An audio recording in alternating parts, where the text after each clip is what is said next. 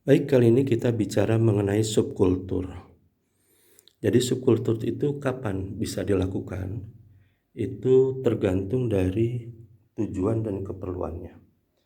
Subkultur adalah proses pemindahan kultur dari botol yang satu ke botol yang lainnya dengan ada 4 tujuan.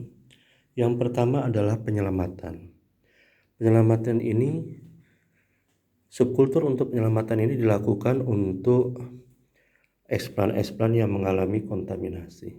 Jadi kayak ini terkontaminasi tapi sudah terlalu lama sehingga menutupi si eksplannya, dan ini sudah tidak bisa tertolong ya. Nah, ini kontaminasi jamur juga, tapi atasnya masih bisa hidup dan sepertinya dia mampu bertahan. Dan kemungkinan besar ini adalah jamur yang tidak bersifat patogen ya. Ini juga sudah terlalu lama dan ini mati. Nah, kalau masih seperti ini, mudah-mudahan masih bisa ditolong ya. Ini terlihat bahwa di sini kontaminasinya terhambat.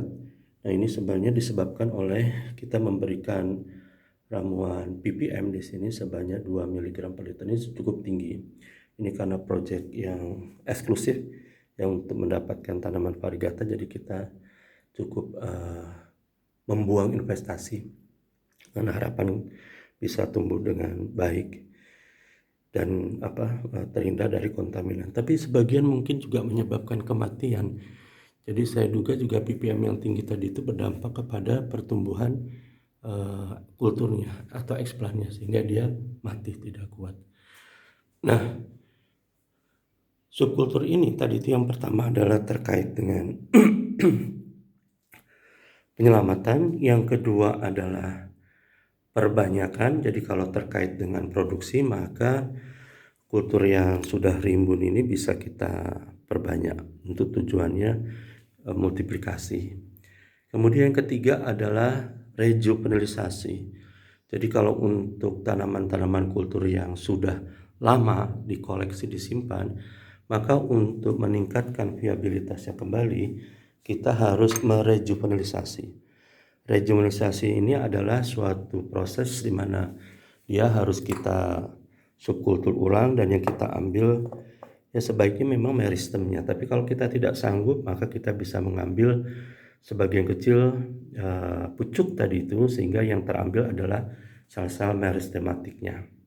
Dan kemudian yang berikutnya setelah juvenisasi tadi itu adalah subkultur untuk perlakuan ya.